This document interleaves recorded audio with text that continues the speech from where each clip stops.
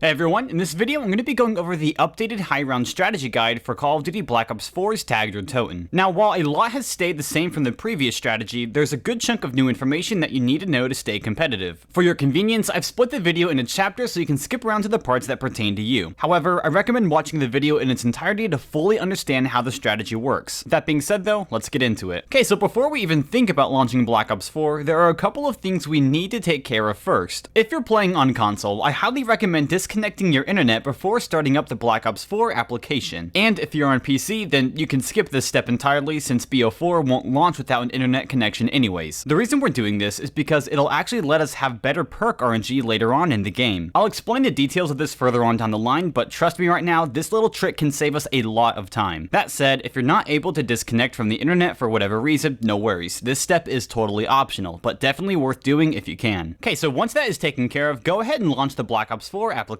At this point, if you're still connected to the internet, make sure to select local play from the main menu before heading into zombies. However, if you've already gone offline, then you'll be in local play by default. After that, select the map Tagged or Toten, and also make sure to change the difficulty to hardcore. Speaking of which, let's talk about why we're playing on hardcore. The reason we're playing on this as opposed to the normal difficulty is due to a bug that shows up at round 163, Insta-Kill rounds. Typically, on the normal difficulty, zombie health caps out at round 35, meaning it stops increasing beyond that point. However, in hardcore, there is no cap. Now, because of this, after round 163, the zombie's health actually bugs out and can go into the negatives on certain rounds, allowing us to take advantage of certain strategies that just aren't possible on normal. So although we do have less health, yeah, it actually works in our favor in the long run. Alright, next, let's go over the class setup that we'll be using throughout our game. Starting with the perks, our brew slot will be Secret Sauce, Cola will be Dying Wish, Soda will be Secret Sauce again, and Tonic will be Stone Cold Stronghold. Moving on to elixirs, we'll be running anywhere but here, Equipment, Arsenal Accelerator, and Temporal Gift. And as for weapons, our special weapon will be the Ragnaroks, our equipment will be the Wraithfires, and our starting weapon will be the Strife, preferably with a stiletto knife. Alright, with everything set up now, console settings, class loadout, and difficulty, we're finally ready to jump into the game. At the start of round 1, the first thing we're going to want to do is start our timer. Yeah. Although it's a little odd, the reason why we're doing this is to track our in-game time. In Black Ops 4, there's an error that happens on every single zombies map that causes your game to crash after 521 hours, 57 minutes, and 27 seconds of gameplay. It's at that point where the screen goes black and the session ends. There's no way to recover it. Okay, that's cool and all, but why are we doing this? What's the point? Well, the thing is, we need to know when we reach 435 hours of in-game time, meaning time spent actually like playing the game, you know, not paused. And the reason why we need to know this is because of Pack-a-Punch, of all things. On Tagged or Toten specifically, if you activate Pack-a-Punch, it for some reason introduces an instability in the map that causes it to crash after about 90 hours of in-game time. So in order to avoid this Pack-a-Punch crash, we're just gonna not activate Pack-a-Punch until the 435 hour mark. By doing it this way, we guarantee that we only crash because of the 522 hour error, because again, that's unavoidable. Hopefully I explained that well, I think. Anyways, there are a few different ways that you can track your in-game time. I personally like using LiveSplit, a customizable timer used by speedrunners. However, something as simple as the stopwatch or timer app on your phone will work just as good. Just make sure to only have it running when you're actively playing the game, as pause time does not count towards this 522 hour error. Now another thing, you don't have to be 100% accurate with your timer as well. We have about 1 to 2 hours of leeway room to play with, though the closer you are, the better it is. Alright, so now it's time to actually start the game and, you know, begin the setup process. Now, since this is a high round guide, I won't be covering every single detail about the map, like part spawn locations or basic map navigation. I know it might be asking a lot, but I do expect at least like a basic minimum level of map knowledge. Instead, I'll be focusing on parts that directly affect the high round strategy. This includes things such as where to build a shield, which doors need to stay closed, and in-game decisions that can impact the flow of the game. If you're unfamiliar on how to complete some of the map's core objectives and side Easter eggs, then I highly recommend checking out a creator named SBZ Silent. Going off script here, this guy just posts absolutely some of the best videos for like just learning how to do basic things in the map, such as like powers, Easter eggs, like 3 Tundra gun, just anything you can think of, this guy has a guide for it, and it's like all in like 1 to 2 minutes. It's amazing. I cannot recommend his videos enough. His guides cover everything you'll need for this strategy, from part locations all the way to obtaining the free Tundra gun.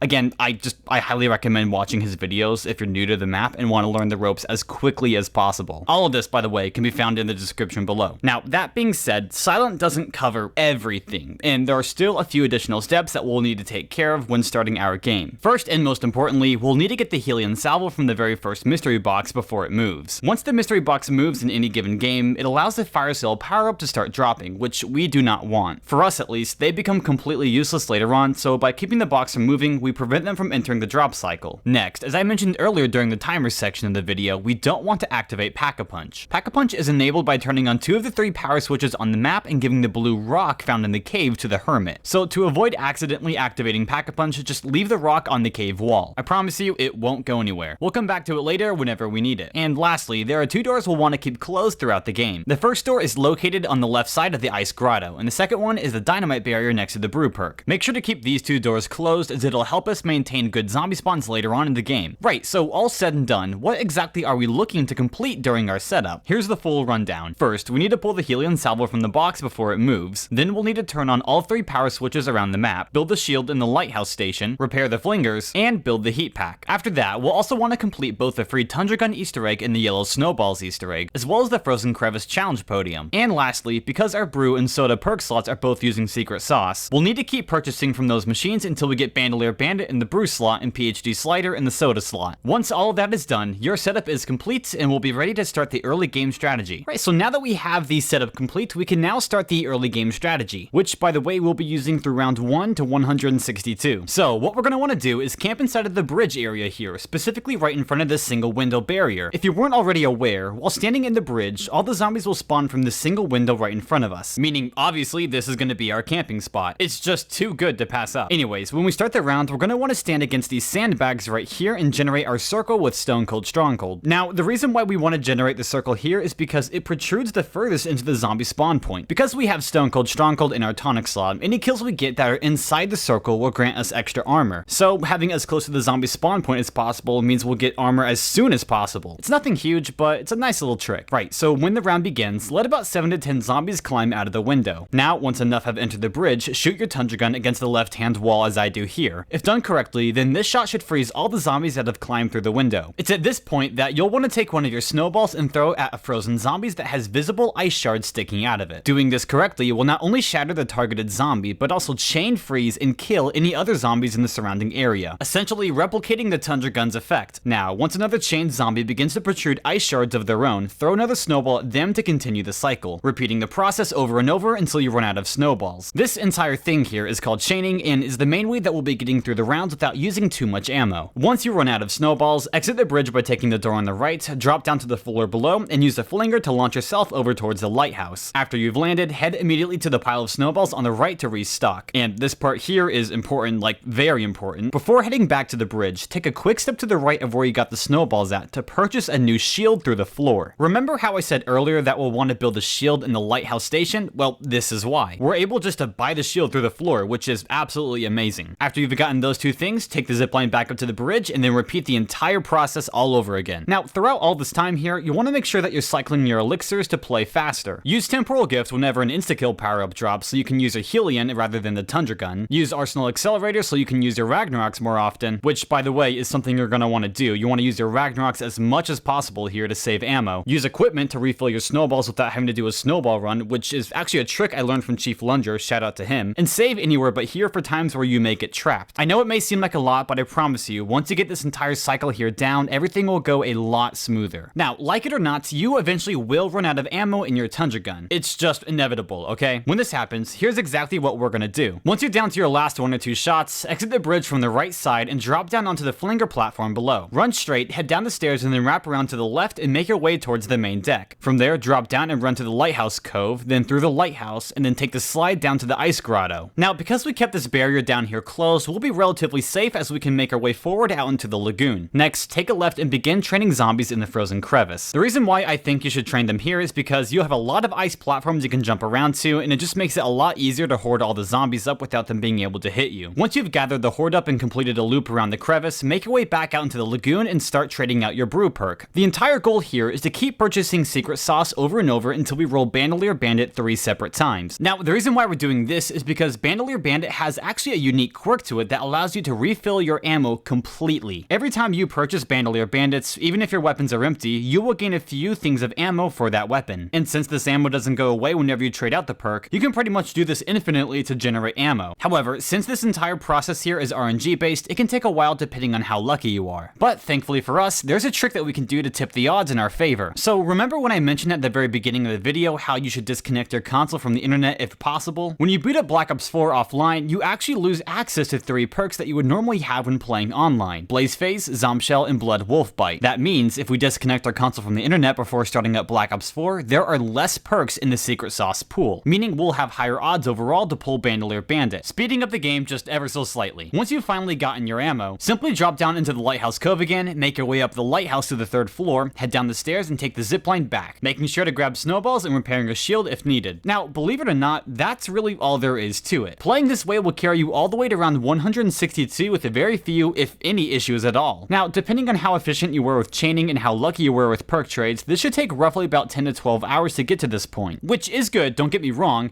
but also don't get comfortable, because we still have over 500 hours ahead of us before we hit black screen. So let's keep moving and get into the mid-game strategy, rounds 163 through 362. As mentioned earlier in the video, since we're playing on the hardcore difficulty, we have access to insta-kill rounds. These start occurring at round 163 and continue on and off until round 362, at which point every single round past 362 will always be an insta-kill round. Now, as I just said, these rounds don't happen back to back, they follow a fixed pattern. And because our strategy will change drastically whenever we hit one, it's very important we know exactly when they occur. On screen now is a full list of every single insta-kill round in the game. Now, because this list never changes, I highly recommend either writing it down or taking a screenshot of it. I've also included it in the description below if you just prefer to copy it from there instead. Also, don't worry about the round going back to 1 here, as I'll explain that when we get to that part of the game. So, because the zombie's health is a negative value on insta-kill rounds, our strategy is going to have to change a lot on those rounds. We can't just sit in the bridge and use a Tundra gun like we've been doing the entire game, because it just won't work. In fact, any weapon that can kill instantly won't work on insta-kill rounds, meaning we can't use our snowballs or our Ragnaroks. So we're gonna have to get creative if we want to get through these rounds. Here's what we're gonna do. At the end of round 162, right before we get into insta-kill rounds, we'll want to trade out our Bandolier Bandit perk in our Bruise slot for Ethereal Razor, throw away any snowballs we might have in our inventory, and purchase the Bowie knife if we haven't already. Once you've done all this, head out to the sun deck and position yourself just next to this hole, standing on the right side of it. Flip the round and prepare to be bored. Since every zombie is forced to path to us by either climbing up the side here or running around the front to us, all we have to do on insta-kill rounds is just press the knife button over and over again. Because Ethereal Razor hits multiple zombies for every melee attack you do, and since the zombies die instantly to melee attacks because, well, it's not an infinite damaging weapon, and because Stone Cold Stronghold will keep giving us shield because we get kills inside of the circle, we have a strategy that pretty much makes us unkillable. Like, I'm not joking, this is all you have to do the entire round, nothing else. However, that is not optimal. If you really want to be playing as fast as possible, you're also going to want to make sure you use your Helion Salvo and Wraith Fires when you get the chance. At the beginning of each round, if you happen to have 2 Wraith Fires on hand or ammo in your Helion Salvo, you'll want to start the round inside of the bridge, killing zombies coming out of the one window spawn. Do this for as long as possible, and whenever you start getting low on ammo, just run out to the hole and start knifing as you normally would. Now, believe it or not, this is the entire insta-kill round strategy done as well. There's not really too much to it. Again, keep in mind though that this strategy only applies to insta-kill rounds and will not work on normal rounds. Now, while technically this is everything you'll need to know to get all the way up to round 362, there are a few extra things that I want to cover that you might run into during your game that can really cause some issues. Alright, so first and honestly least scary of which, we have nukes on insta-kill rounds. If you happen to grab a nuke power-up during an insta-kill round, you'll notice that all the zombies catch fire and slowly start shambling towards you. This is totally normal and is nothing to worry about. Just stick to your strategy and keep knifing as normal and everything will sort itself out. Second, and a lot scarier, if you can help it, try to never lead any zombies in the map through the ice water on insta-kill rounds, as they will mess everything up. Whenever you lead a zombie through the ice water on insta-kill rounds, their health actually gets reset back to normal, meaning that your main way of killing zombies is now absolutely ruined. If this is to happen to you during your game, there is a way to fix it, but it's a pain in the butt. Take all the zombies in the round down to the beach and train them up in a little horde, bringing every single zombie through the ice water while you're down there. Once you know all of their health is reset, bring them up to the gangway and then take the staircase on the left. Once you're here, try to get all the zombies packed as tightly and as closely as possible. This whole area here loops around, so you should be able to use that space to close the gap if needed. Once the zombies are all bunched up together as close as you can get them, shoot them all with the Tundra gun. The goal here is to kill every single zombie in a single shot if possible. Once you're certain you've killed all the zombies in a single shot, quickly run back up the staircase to the sun deck and continue knifing as if nothing ever happened. If you happen to see that a zombie still has infinite health, then just repeat the process over and over until you successfully get it. I know it sounds a little bit tedious, but trust me, it's way better to do this than to have to restart your entire run because a few zombies killed you. Okay, so that that whole thing out of the way now, we have our third thing as well. In the late 100s, there's a few special rounds where the whole ice water bug that applies to the zombies doesn't actually happen. Yeah, I know, I spent an entire minute explaining to you why you don't want to lead the zombies through the water, but hear me out on this one. On rounds 170, 175, 178, 182, and 185, the zombies have this weird bug where they'll just die instantly to the ice water whenever they walk through it. I know it's weird, but hey, I'll take it. It means that during these rounds, we can just camp in the very back of the ice grotto and wait for the round just to play itself out. When standing in this location right here in the ice grotto, there's no zombies on the map at all that can reach us without having to go through ice water first, so standing here, we're completely safe. Now, sure, there's still going to be dogs that are spawning during this time, but it's nothing your knife can't handle. So take advantage of these rounds if you want, but honestly, it's up to you. It's about the same speed regardless either way. Oh, and now last thing before I forget. You may have noticed that the insta-kill rounds go from 253 to round 1 right here. This is just because the round counter resets after 255, meaning that round 256 is round 0, round 257 is round 1, and so on. All I did was just adjust the insta-kill round chart to match whatever your round counter says on screen. Alright, so that's the entire mid-game strategy done here. You now know everything you need to know to make it to round 362 relatively safely. Now, depending on how you play and how lucky you are, this should take you somewhere between 110 to 125 hours to get to. A long time, yes, but we're only a fifth of the way through the game, so let's keep going. Let's move on to the late game strategy, round 362 and on. So it is set up for the late game strategy as easily as possible. You'll want to leave a zombie at the end of round 361. What we're going to do is swap out our brew perk for Ethereal Razor, and then actually swap out our soda perk for Time Slip as well. It's kind of strange, honestly. We haven't touched this perk in so long. It'll be nice to use something else for a change, is what I would say if what we're about to do for the next 300 hours isn't going to be mind-numbingly boring. So you know how the insta-kill round strategy revolved around just sitting in this one spot here and knifing over and over? Well, that's what we're going to be doing here for, you know, the next 300 hours. Yeah, right? It's at this point in the game that I really hope you found a good show to watch because we're going to be here for a while. Now, normally, this is the part where I would say something like, oh, but we can do this thing here to speed it up.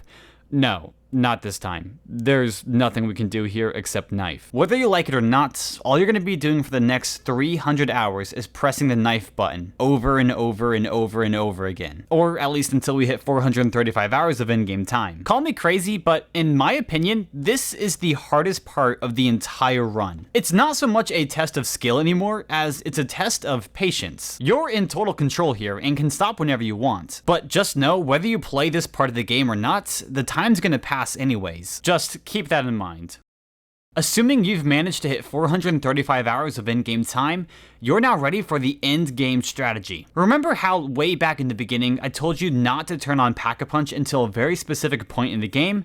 Well, this is that point. There's only 87 hours left in your run, and since Pack-a-Punch crashes a game after roughly 90 hours, it's finally safe to use it. Once you're near the end of the round that's closest to the 435 hour mark, which, by the way, the rounds are taking probably about 2.5 hours by this point in the game, head on over to the cave, grab the blue rock, and give it to the hermit. He'll shine down a blue beam at one of the icebergs, revealing Pack-a-Punch. From here, trade out your Tundra gun for the Trebuchet shotgun on the main deck, Pack-a-Punch both your healing and Trebuchet shotgun, trade out your brew perk for Bandolier Bandit, trade out your soda perk for PhD Slider, and then head back to the bridge to play the single spawn window for the rest of the game. Now, I'm not gonna lie, playing this strategy this late in the game can be absolutely terrifying. After spending over 300 hours pressing just the knife button and nothing else, your brain almost forgets how to actually play the game. But just stay calm and focus, you'll get through it. All we're gonna be doing is shooting the zombies that jump through the one window spawn here in the bridge with the Helion Salvo and the Trebuchet shotgun, making sure to use our Wraith Fires whenever possible as well. Once you run out of ammo for the Trebuchet shotgun, head towards the main deck to grab some more, then take the zipline up towards the lighthouse, drop down, grab a shield, zipline back to the bridge, and repeat the cycle all over again. This is what you'll be doing for the remainder of the game. Eventually, you'll hit the 522 hour mark, and the game will be over. Now, while we don't have footage of this actually happening in a real game, it'll probably look something like this.